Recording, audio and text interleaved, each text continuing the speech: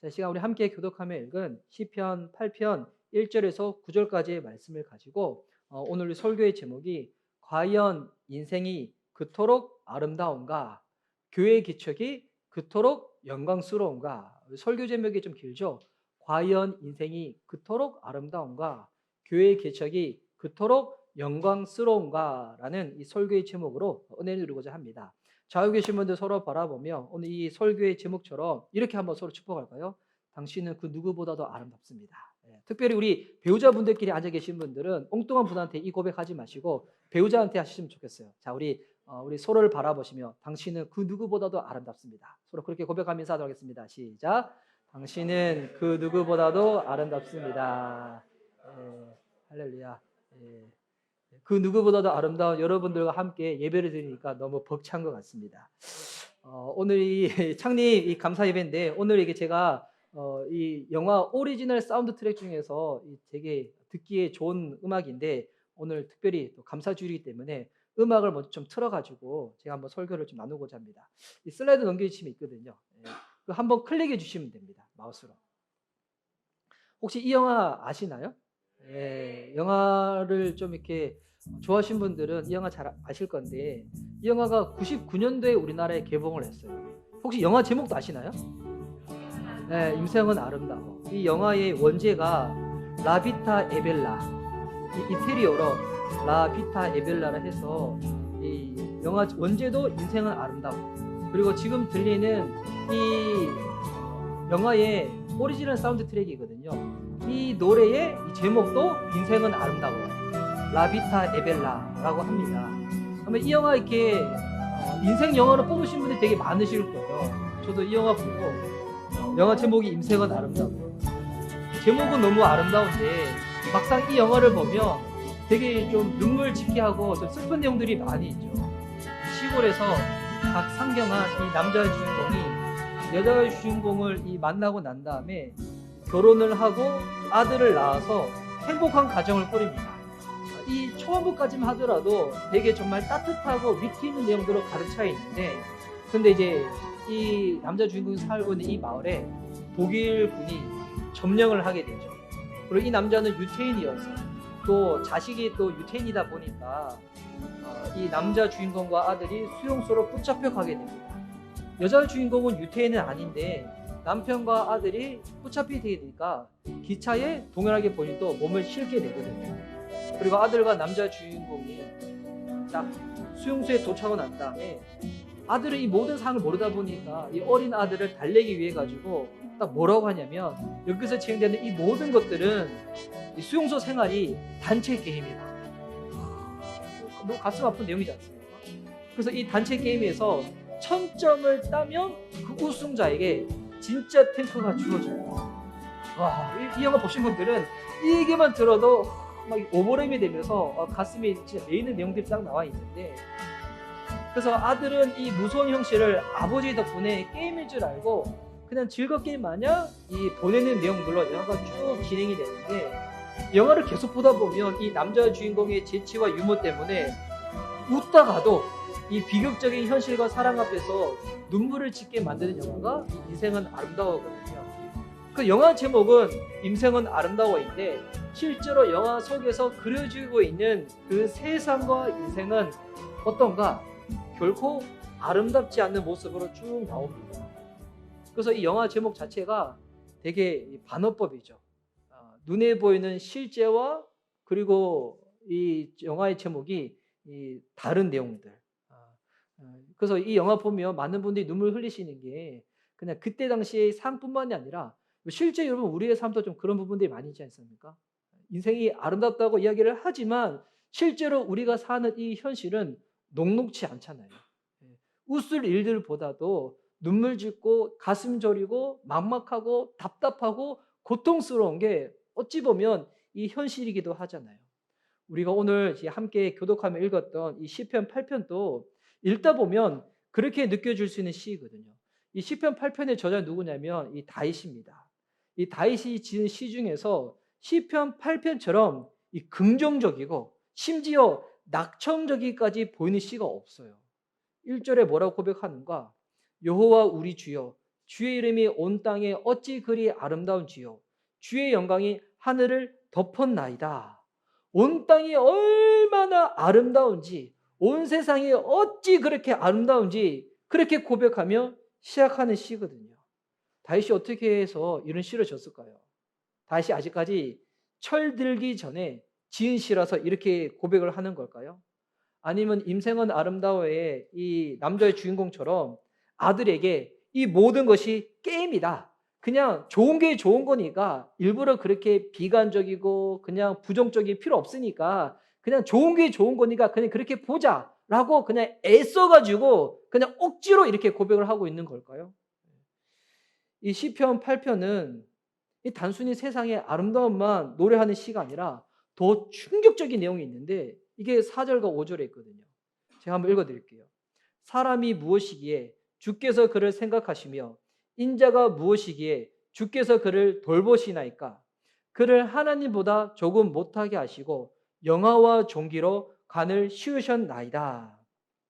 자, 세상만 아름다운 것이 아니라 지금 누구를 아름답다고 고백하고 있습니까? 인간이 아름답다는 거예요. 인간의 인생이 그렇게 보인다는 거예요. 근데 이것을 어느 정도로 그렇게 표현하고 있냐면 하나님보다 조금 못하게 그렇게 만드셨다는 겁니다. 지금 우리가 읽은 이 성경은 개정 성경이거든요. 여러분, 우리라는 존재가 하나님보다 조금 못한 존재. 근데 이거를 영어 성경으로 보면 이렇게 번역이 안 돼 있어요. 이 킹제임스 성경에는 뭐라고 나와 있냐면 a little lower than the angels. 그리고 NIV 성경에는 a little lower than the heavenly beings. 발음은 현찮더라도 자막은 잘 나와 있으니까.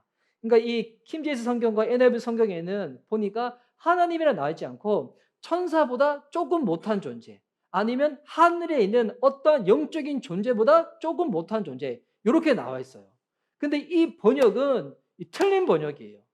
실제로 이 히브리 성경에 보면 이 엘로힘이라고 하나님이라는 단어가 나와 있거든요. 근데 왜 킹제임스 성경과 NIV 성경은 하나님이라 이렇게 번역을 안 해놓고 천사, 하늘에 있는 영적인 존재 이렇게 번역을 했을까요? 아마 이 번역가들도 이거를 번역하다가 말이 안 되는 거예요. 어떻게 인간이 하나님보다 조금 못할 수 있냐. 그러니까 이게 말이 안 되니까 어떻게 막 국내를 하다가 하나님 대신 천사를 집어넣은 거예요. 하늘에 있는 영적인 존재 이걸 딱 집어넣은 거예요. 그래서 옛날 우리가 읽었던 개역 한글 성경에는 이렇게 번역되어 있죠.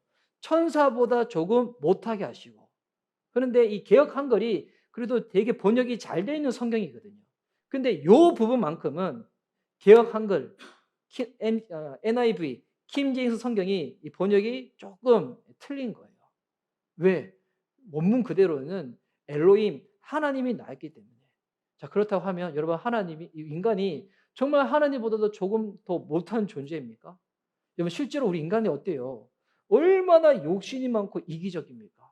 뉴스만 봐도 그렇지 않아요? 정치면이든 사회면이든. 저도 최근에 봤던 이 뉴스에 보니까 요즘은 이 보험금 때문에 가족이 가족을 죽이고 가족이 가족을 이렇게 꾸며가지고 이렇게 막 살해하고 이런 이야기들이 여러분 숱하게 나오는 게 지금의 시대잖아요. 지금의 시대만 그럴까요? 인간의 역사를 보세요. 잔혹하기 그지없죠. 욕심과 미움과 질투와 시기, 음란과 더러운 것과 이 온갖 살인들, 여러분 이것이 가득 차여져 있는 게 인간의 역사이고 이 세계사의 흐름이었잖아요. 또 우리 안에도 그런 것들이 있지 않습니까? 남들이 모를 뿐이지 뉴스에 나온 사람들은 유명해가지고 그렇게 드러날 뿐이지 우리는 덜 알려서 그럴 뿐이지 우리의 생각과 마음속에 있는 것들이 사람들이 몰라서 그럴 뿐이지 우리 안에도 여러분 동일하게 욕심, 미움, 질투, 시기, 음란한 더러운 것들이 얼마나 꿈틀대고 있습니까? 다 덮어져 있으니까 사람들이 모르니까 그럴 뿐이지. 그렇다고 하면 여러분 이 시편 8편의 다윗의 고백처럼 정말 인간이 하나님보다 못한 존재라고 할 수가 있을까요? 다윗이 어떻게 이런 고백을 했을까요? 아마 이렇게 추측해 볼 수는 있을 거예요. 다윗은 왕이었으니까 이렇게 그냥 얘기할 수 있겠지. 그러니까 지금을 따지면 부족함이 전혀 없는 인생이 다윗이었으니까 왕이니까 돈도 많지 주변에 사람도 많지 다 추앙해 주지. 지금의 시대에도 만약 누군가 돈 많은 사람이 인생을 바라볼 때 부정적이다 얘기하면 우리가 쉽게 수긍이 잘 안 되잖아요. 돈도 많고 인기도 많고 명예도 많고 뭐 그 정도는 아니더라도 나는 밥 먹고 살 정도로 나는 충분히 난 수입도 있고 나는 생활 형편도 다 있고 그런 사람들이 인생은 아름답다라고 고백할 수 있는 거지. 내 같은 인생이 무슨 인생이 아름답다고 고백할 수 있냐고. 하루 먹고 살기도 벅차고 내일이 어떻게 될지도 모르고 내가 다니는 직장에서 어떻게 될지도 모르고 그리고 관계든 건강이든 이 모든 것들이 끼어져 있는데 뭐가 인생이 아름답다고. 당신같이 잘 사는 사람, 부족함이 없는 사람이야 인생이 아름답다고 고백하는 거지. 나는 아무리 보더라도 내 인생은 아름답지 않다. 망가지고 괴롭고 힘든 게 인생이라고. 다윗은 남부를 것 없이 그렇게 좋은 자리에 있다 보니까 이렇게 고백을 했던 걸까요? 근데 우리가 성경을 통해서 다윗의 인생을 보면 요즘 우리 다음 세대 예배 주일학교 때 다윗에 대해서 쭉 나누고 있는데 여러분 다윗의 인생은 결코 그렇게 만만치가 않았거든요. 다윗의 인생에 고난과 시련이 없었던가? 아니죠. 그 누구보다도 고난과 시련이 많았던 인생이 다윗의 인생이었잖아요. 또 다윗은 그 인생 자체도 얼마나 도덕적 흠이 많았던 사람이었습니까? 남의 아내를 보다가 이 안에 이게 사람의 이 육정이 올라와 가지고 그 아내를 탐하고 싶어 가지고 비열하게 그 여자의 남편을 전쟁의 맨 선봉에 세웠던 사람이 다윗이었잖아요. 또 다윗의 인생을 보세요. 사울 왕한테 그렇게 쫓겨다니다가 나중에 왕이 되고 난 다음에는 아들이 많은데 엄마들이 다르다 보니까 서로 질투 가운데 싸우다가 나중에는 압살롬 왕한테 자기 아들한테 쫓겨다녔던 인생이 다윗의 인생이잖아요. 여러분 남부를 것 없이 다 가졌던 인생이 다윗이 아니었어요. 다윗이 긍정적이고 나청적이어서 이 시를 쓴 게 아니었던 것이었어요. 만약 인생을 바꿀 수가 있어서 우리가 만약 다윗의 인생을 살았다. 하나님께 금방 시험 들었을 거예요. 예배고 나발이고 여러분 드리지 않습니다. 교회고 신앙이고 우리가 다윗이다. 다윗처럼 이렇게 신앙 고백 못할 거예요. 금방이라도 하나님 떠났을 인생이 되었을 것입니다. 다윗이 환경이 좋아서 이런 시를 고백한 게 아니라는 겁니다. 그러면 다윗이 왜 이런 시를 고백할 수가 있었을까요? 현실이 너무 버거우니까 그냥 종교적인 황홀공에 도취되어서 그런 걸까요? 요즘 편으로 하면 요즘 우리 이제 그 젊은 청년들에서 국뽕이라는 단어 쓰잖아요. 나라에 취해가지고 우리나라는 하여튼 전 세계에서 우리나라만 보면 다 놀래. 전 세계에서 우리나라만 보면 다 미쳤다 하고 하여튼 그러는데 국뽕에 취했다 그러는데 아니 이거를 다르게 표현해가지고 다윗이 현실이 너무 어렵다 보니까 종교뽕에 취해서 이럴까요? 이 신앙을 가지신 분들 중에서 간혹 이런 분들이 있어요. 자기 현실이 너무 어렵다 보니까 그냥 종교뽕에 취해가지고 그냥 이렇게 거룩한 백수가 돼가지고 현실은 아무것도 안 하고 그냥 이렇게 기도원 쫓아다니고 수련회 쫓아다니고 능력 있으신 분들 쫓아다니고 안수하신 분들 쫓아다니고 이런 분들이 있거든요. 여러분 이 기독교 안에는 체험이 있어요. 신비가 있어요. 근데 위험한 것은 뭐냐면 체험주의로 빠지는 겁니다. 신비주의로 빠지는 겁니다. 체험주의, 신비주의로 빠진 게 뭐냐면 현실이 있는데 이 현실은 다 도피해버리고 현실 도피의 수단으로 종교에 심취되어지는 거예요. 그러니까 그 하나님은 성경의 하나님이 아니라 자기가 그린 그 이미지의 하나님을 그려서 거기에 확 도취돼 버리는 겁니다. 그런데 막상 가정도 돌보지 않고 직장 생활도 하지 않고 그래서 이게 시간이 지날수록 자꾸 거룩한 백수들이 많이 생긴대요. 그러니까 세상 나가는 게 너무 무서운 거야. 밖에 나가서 일하는 것은 너무 괴로운 거야. 그거 안 하고 아무것도 안 하고 그냥 그런 단체만 쫓아다니는 사람들이 있거든요. 그래서 뭐라고 고백하냐면 하나님이 나를 먹여 살리신다고. 일하는 거 주님이 나한테 허락하신 일이 아니라고. 이렇게 얘기하는 사람들이 많이 있어요. 실제로 그럴 수도 있겠지만 만나보면 요래요래 다 그렇게 얘기를 하는 거야. 현실이 너무 괴로워가지고. 여러분 이 기독교는 결코 현실을 외면하는 종교가 아닙니다. 우리가 주님을 믿고 섬길 때 여러분 우리는 현실은 이 바탕을 서서 하나님을 믿는 거예요. 그 누구도 하나님 잘 믿으시는 환경이 다 세팅되어지고 난 다음에 하나님을 믿는 사람은 없어요. 간혹 그런 분들 있잖아요. 지금은 내가 너무 힘들고 바빠가지고 내가 이번 프로젝트만 끝내놓고 예배 잘 드릴게요. 내가 이번에 이것만 성공시키고 난 다음에 이제 하나님께로 돌아올게요. 내가 이렇게 돼가지고 이 정도의 재산을 축적하고 난 다음에 나는 빨리 은퇴해서 이제는 하나님을 평생 섬길게요. 이런 분들 계시거든요. 여러분, 기독교는 그런 종교가 아닙니다. 눈물 나고 힘들고 막막해도 하나님을 찾아야 되는 종교가 기독교인 거예요. 근데 기독교는 이 모든 우리의 삶을 통합시키는 힘이 있거든요. 제가 이 주일날 설교를 할 때에도, 여러분, 저는 이렇게 개척교회 목사다 보니까 주일날 설교할 때마다 저희가 설교 준비할 수 있는 모든 환경이 완벽하게 갖춰 딱 져 있을까요? 제가 지지난주 세미나 갔었을 때 거기서 그 큰 교회 목사님들이 어떻게 한 주 동안 설교 준비한지를 제가 들었어요. 보니까 주일 저녁부터 보니까 본문을 정해가지고 월, 화, 수, 목, 금, 토 일주일 내내 주일날 한 번의 설교를 향하여 모든 시간 다 동원을 하시는 거예요. 에너지를. 저는 그렇게 하잖아요. 집에서 쫓겨납니다. 예, 저는 그렇게 못해요. 예. 저는 그래서 토요일날 설교 준비를 거의 안 해요. 왜냐하면 토요일날 할 수 있는 환경이 아니거든요. 어떻게 하냐면 그 전에 미리 준비해놔요.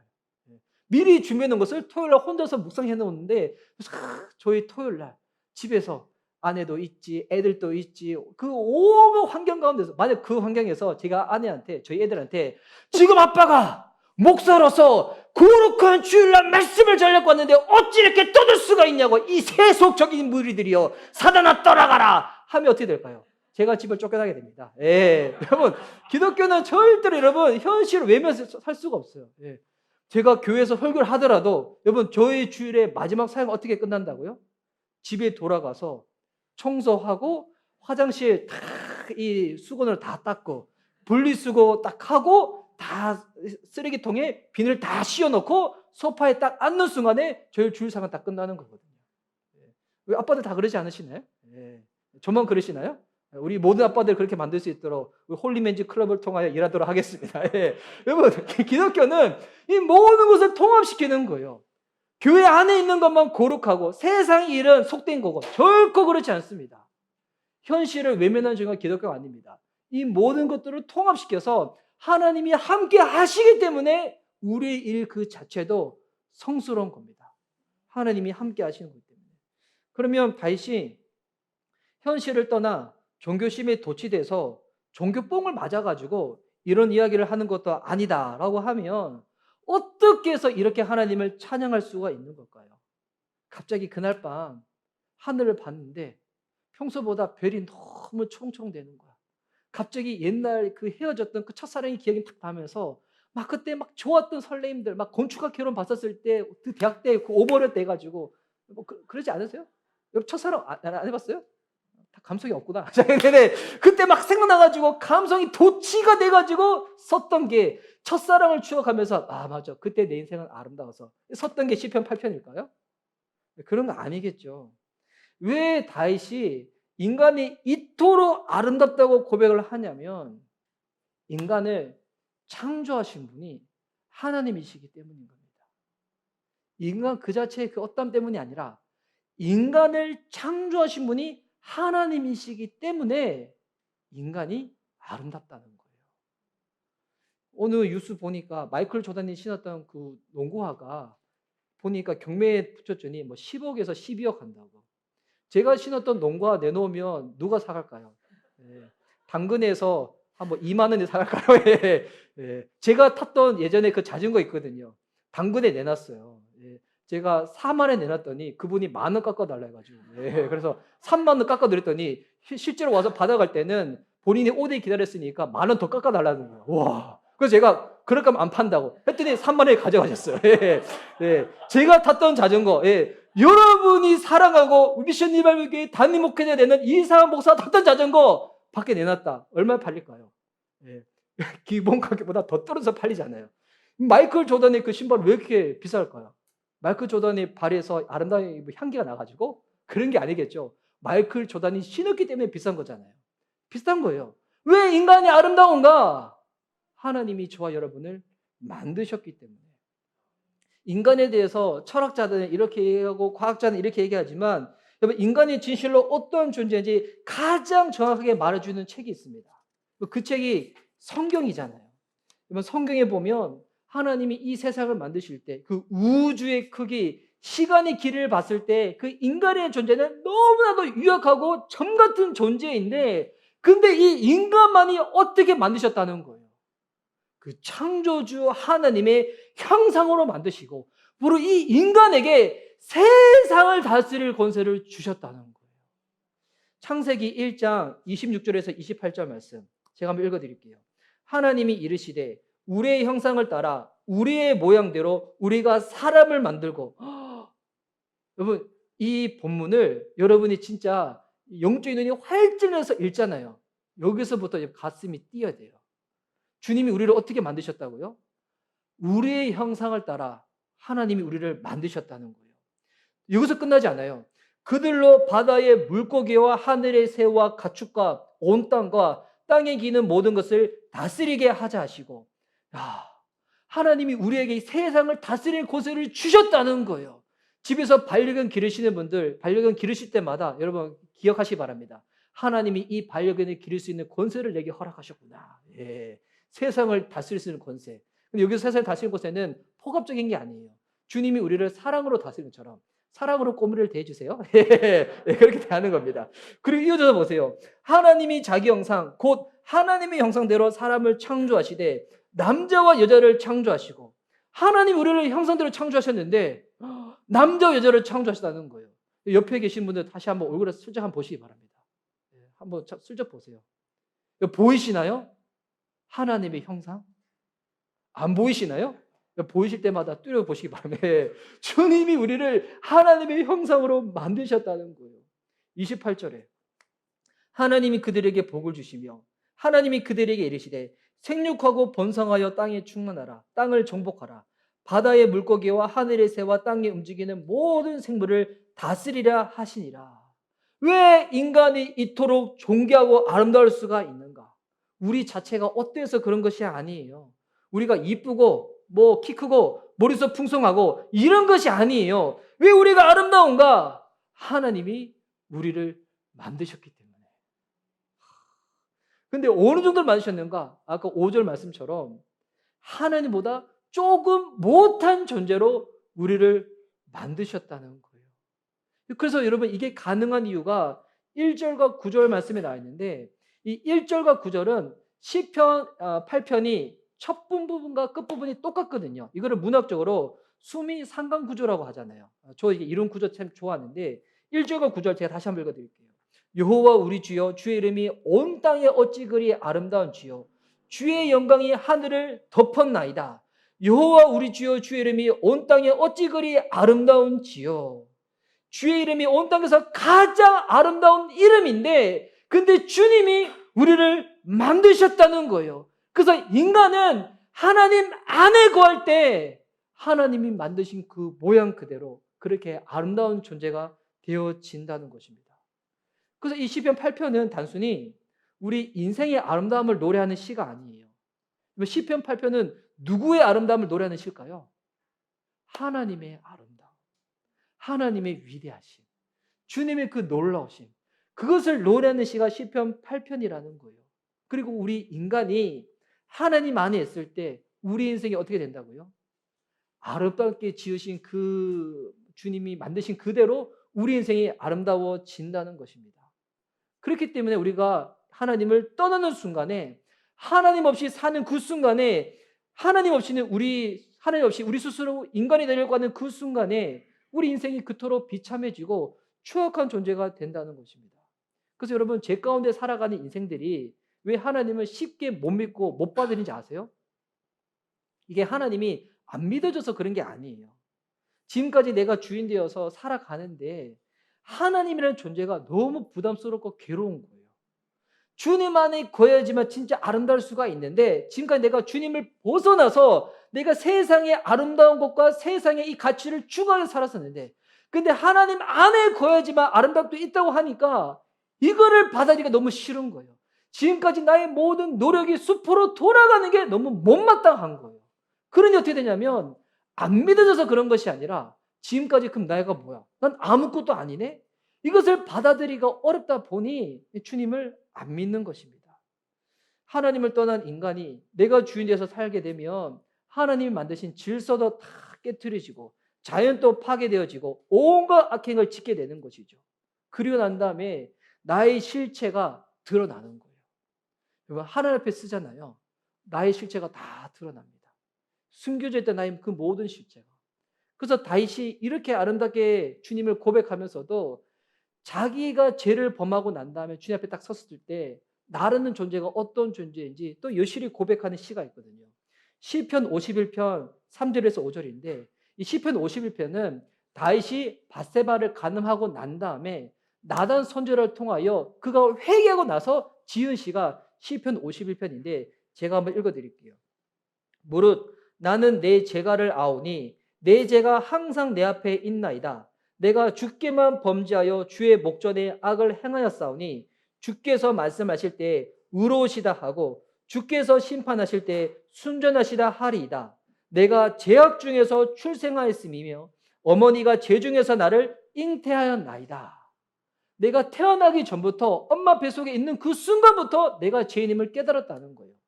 여러분 시편 이 51편은 지금 뭐 조직 신학을 이야기하고 있는 게 아니에요.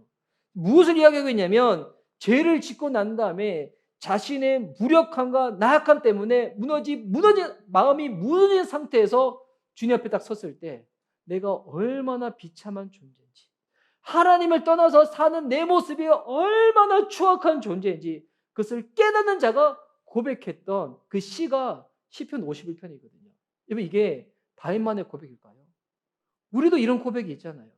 하나님 떠나서 살았던 내 모습 가운데 주님을 딱 앞에 섰더니 내 안에 선한 것 하나 없네. 내 안에 모든 생각과 발걸음 순간, 호흡하는 순간순간이 보니 주님의 기쁨이 아니라 이 모든 것이 죄의 열매였네. 여러분 그래서 이 시편을 쭉 보다 보면 시편은 1편부터 150편까지가 있는데 찬양시, 찬송시가 많은 만큼 훨씬 더 많은 시가 뭐냐면 탄식하는 시예요. 탄식하는 시. 왜 인간이 그렇다는 거예요. 그러면 어떻게 우리의 인간의 이 탄식이 찬양으로 바뀌게 될까요? 어떻게 우리 인간이 하나님이 창조하신 반대로 살아가게 되고 죄로 인해 가지고 망가진 내 현실이 하나님이 만드신 그 아름다운 모습으로 이 갭을 뛰어넘어서 주님의 아름다움에 도달하게 될까요? 그 방법이 무엇일까요? 그 방법은 딱 하나밖에 없는 것입니다. 바로 우리 예수 그리스도의 십자가밖에 없는 줄 믿습니다. 여러분 그래서 이 시편은 많은 사람들이 이거 다윗의 고백이다, 뭐 솔로몬의 고백이다, 아굴의 고백이다 막 이렇게 하는데 여러분 시편은 원래 누구의 고백이냐면 시편의 진짜 주인공은 다윗이 아니에요. 예수님이세요. 예수님으로 인하여서 이 시편 저자의 모든 고백이 이루어진다는 것입니다. 우리의 죄를 사해 주시고 하나님이 만드신 창조의 모습으로 회복할 수 있도록 우리를 붙잡아 주시는 분, 그분이 예수 그리스도라는 거예요. 예수님의 십자가를 부여잡을 때 이 시편 저자의 고백처럼 주님이 아름다우시고 내 인생이 아름답고 하나님이 함께 하신 내 모든 인생의 여정이 아름답다고 고백할 수가 있다는 겁니다. 우리의 개인의 노력이 아니라 주님 안에 거할 때만이, 예수님의 십자가를 붙잡을 때만이 이 모든 것들이 아름다워질 수가 있다는 거예요. 제가 오늘 왜 시편 8편을 나눈다면 인생이 그렇게 아름답다면 여러분 우리가 하는 그 모든 일들 또한 저는 목회자로서 교회를 개척하는 일도 아름답고 영광스러운 일이 되어야 하는 거잖아요. 그러면 성경에 보니 이 교회를 예수님이 핏값으로 사셨다고 하고 하나님이 이 땅에 주의 뜻을 이루어 가시는 그 과정 가운데 교회를 통하여 일하신다고 하는데 그러면 하나의 교회가 다시금 세워진다. 얼마나 영광스러운 일이겠습니까? 우리 교회의 머리는 예수님 되시고 교회의 주인은 주님이라 하시는데 얼마나 복된 일이겠습니까? 그런데 막상 여러분 이 교회 개척이라는 것이 그렇게 진짜 영광스럽고 복된 일일까요? 말이 좋아서 그렇지, 성경이니까 그렇지, 현실은 절대 녹록지 않잖아요. 제가 개척교회 목사다 보니까 하여튼 개척교회 목사님들을 도로 만나는데 개척교회 목사님들 중에서도 정말 교회 개척이 너무나 아름답다고 고백하시는 분들이 간혹은 있어요. 어떤 분이 그러냐면 분리 개척하시는 분들, 개척 멤버들이 다 어느 정도 꾸려져 있고, 그리고 뭐 공간, 여러 이 모든 것들이 다 어느 정도 세팅되어 있는 상태에서 시작하시는 분들, 또 그분들은 설교도 잘하시고 이렇게 유명세를 있으셔가지고 보니까 설교하자마자 예배 드리자마자 몇 개를 지나가지 아니하고 교회가 단기간에 빨리 성장하신 분들. 최근에 요 강남에 어느 청년 사역으로 되게 유명하신 목사님이 개척을 하셨거든요. 개척하는 그 첫날에 몇 명이 온 줄 알아요? 제가 듣기로 1,500명이 왔대요. 예. 그래서 지금 이제 이 교회 개척을 하셨는데 300명이 이제 해서 저희 서초구에 지금 예배를 드리고 있거든요. 대관을 빌려, 이게 아트홀을 빌려가지고. 여러분, 그런 분들을 딱 볼 때, 다른 목사님들 딱 볼 때 마음이 어떤 마음이 들까요? 그래, 저분한테는 교회 개척이 영광스러운 거지만 우리한테는 교회 개척이 현실이지. 그러면 지금 교회 창립 1주년을 드리고 있는 이상한 목사한테 교회 개척은 어떨까요? 저 작년에도 여기서 우리 교회 개척 예배를 딱 드렸을, 창립 예배를 딱 드렸을 때, 그때 창립 예배 때 같이 예배 드리셨던 분들 중에서 대부분 분들은 이 자리에 안 계시거든요. 내년에 여러분 안 계실 건가요? 예. 너무 눈물 나네. 갑자기 슬퍼지네. 바로 기도할까요? 예. 여러분, 그런데 1년이 지나고 난 다음에 그렇게 교회를 지금까지 섬기다가 또 이렇게 교회를 떠나신 분도 계시고 다른 공동체 가신 분도 계시지만 그래도 하나님이 또 보내준 믿음의 식구들이 있어서 또 우리 함께 예배드리고 있잖아요. 그러면 그 이상한 목사님이야. 그래도 작년보다는 집 예배드리는 사람들이 더 많이 있고 작년보다는 그 교회가 더 많이 이렇게 이제는 미자립도 아니고 어느 정도 세워졌으니까 그러면 이상한 목사님은 이제 교회 창립이 교회 개척이 아름답다고 영광스럽다고 일을 할 수 있겠지.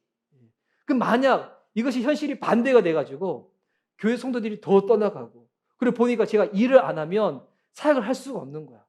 제가 막 저녁에는 대리기사 뛰고 낮에는 김치찌개 식당에서 막 알바 뛰고 그래야지 겨우 생계를 유지할 수 있고 막 공부를 하고 싶은데 설교 준비하고 싶은데 막 토요일 날에도 막 쿠팡 뛰어야 되고 막 실제로 그렇게 하시는 목사님들 많이 계시거든요.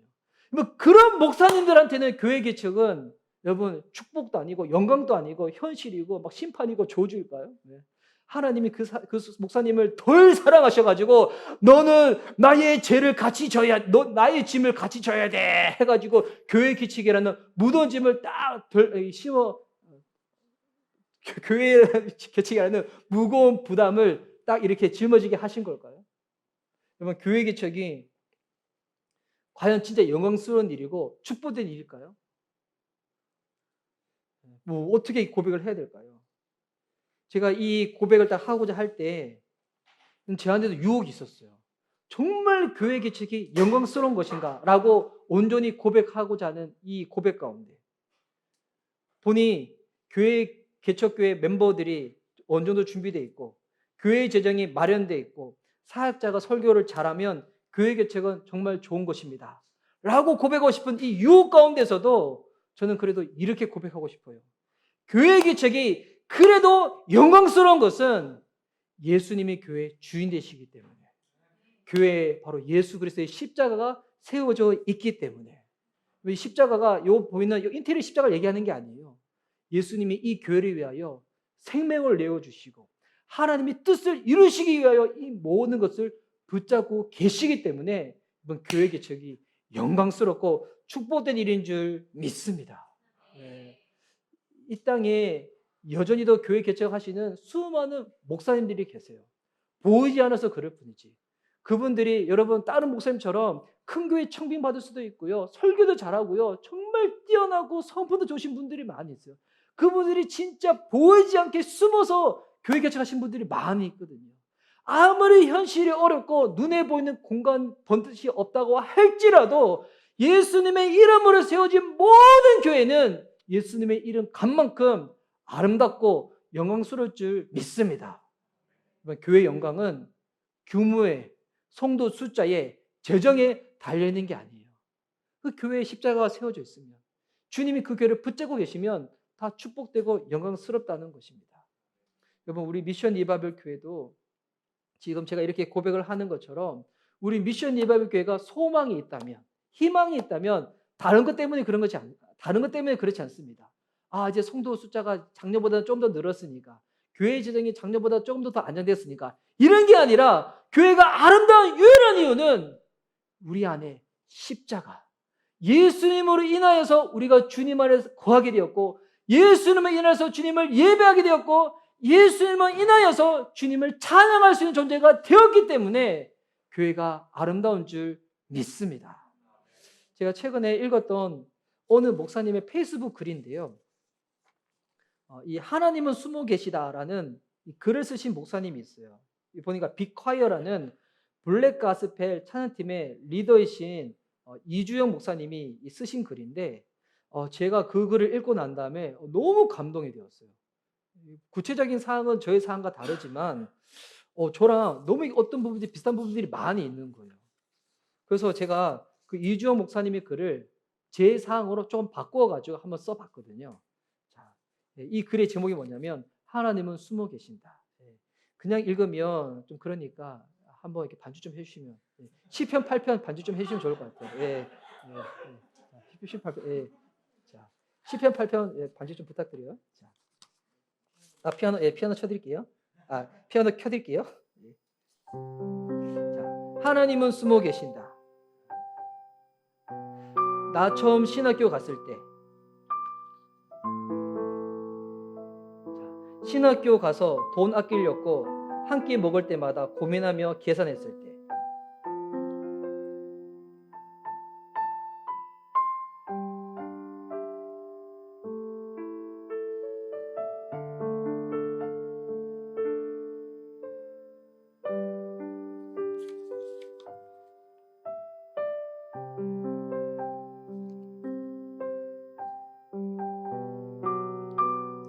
날이 더워서 눈에서 땀이 나려고 합니다. 자, 처음 들어간 신대원 그만두었을 때, 결혼하고 통장에 잔고가 하나도 없을 때, 낮은 자존감으로 아내랑 심하게 다투었을 때, 반지하 8평에서 끝이 보이지 않고 살았을 때, 갑작스레 주인 아저씨가 보증금 올려달라고 했을 때, 교회 사역 열심히 하면 할수록 더 자존감이 무너졌을 때, 무너진 자존감으로도 계속 사역을 해야만 했을 때, 아내가 셋째를 임신하고 입퇴원을 반복했을 때, 그럴 때에도 함께 해주지 못하고 여전히 사역만 해야 했을 때, 포도막염에 걸려서 회복되지 않을 때, 재발해서 포도막염이 다시 걸렸을 때, 교회 개척한 후 이상한 오해를 받았을 때, 개척했다고 인사도 못 건넸을 때, 아무에게도 개척 관련 응원을 받지 못했을 때, 함께했던 사람들이 아픈 마음으로 떠나갔을 때, 개척 후 내일을 기대할 수 없었을 때, 이런 내가 싫어서 방구석에 처박혀 있었을 때, 다 적을 수도 없고 기억조차 나지 않는 그때 그 많은 시간들, 그때 하나님은 숨어 계신다고 생각이 들었다. 그러나 돌아서서 보면 하나님은 내 삶의 순간순간마다, 내 인생의 모든 구석구석에 항상 함께 계셨고 지금 또 함께 계신다. 아무도 모르는 인생, 그냥 이렇게 숨어 지내고 싶은 그때에도 하나님은 언제나 나를 찾아내시고 나를 세워주신다. 하나님은 지금 나와, 지금 우리 교회와 함께 하신다. 저와 여러분, 이 교회 개척이 그렇게 영광스럽고 아름다울 수 있는 이유는 이 주님이 우리와 함께 하시기 때문인 줄 믿습니다.